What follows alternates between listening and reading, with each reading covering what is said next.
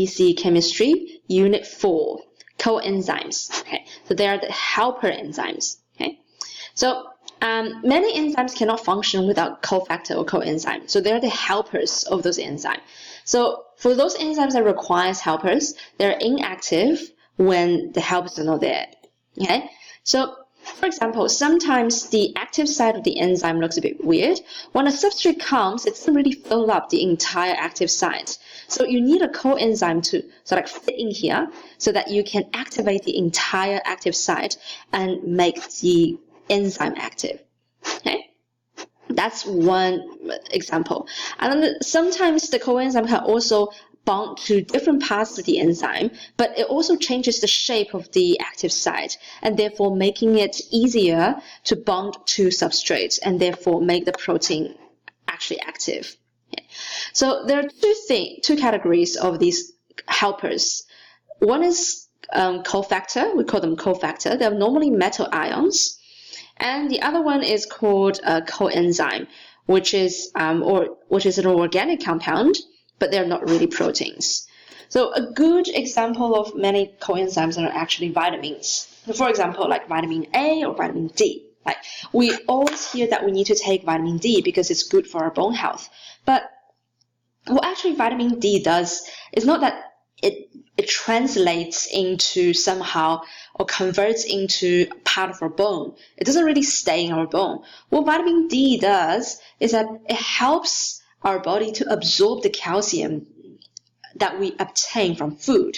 So that's why those calcium tablets or like those supplements for bone health, you have to look at the ingredient and making sure that not only does it have calcium, but it also has vitamin D combined with it so that your body has that vitamin to actually help you absorb it.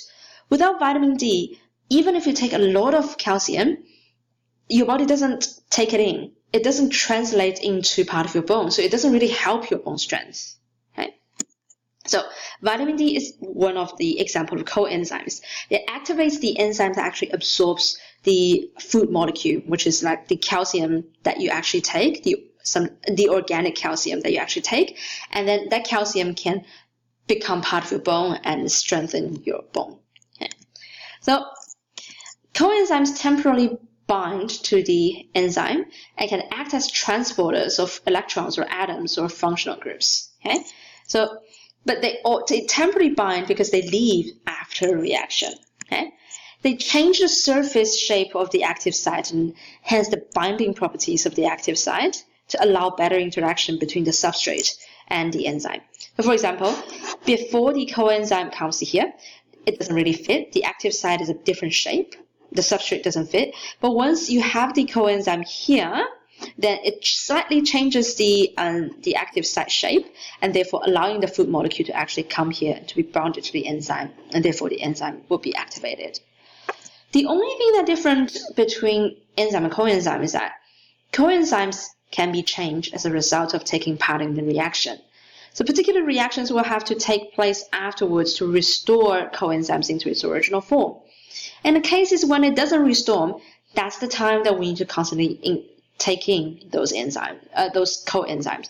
So again, using vitamin D as an example, if vitamin D is an enzyme rather than a coenzyme, then we don't really need to have regular intake of vitamin D. Like all those tablets won't sell because, well, you only have to take it maybe like once a year or something, just to make sure that it doesn't get degraded or metabolized through other reactions. Because if it's enzyme, it will stay there. It doesn't participate in the reaction. It doesn't get consumed in the reaction. So you can always keep using it, right?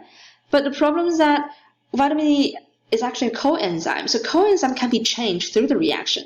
That's why once it has done its job, it's no longer vitamin D. You have to keep supplementing it. So like vitamin D tablets are normally required to take like 1 per day or like 2 per day. Like it's like a daily intake of coenzyme.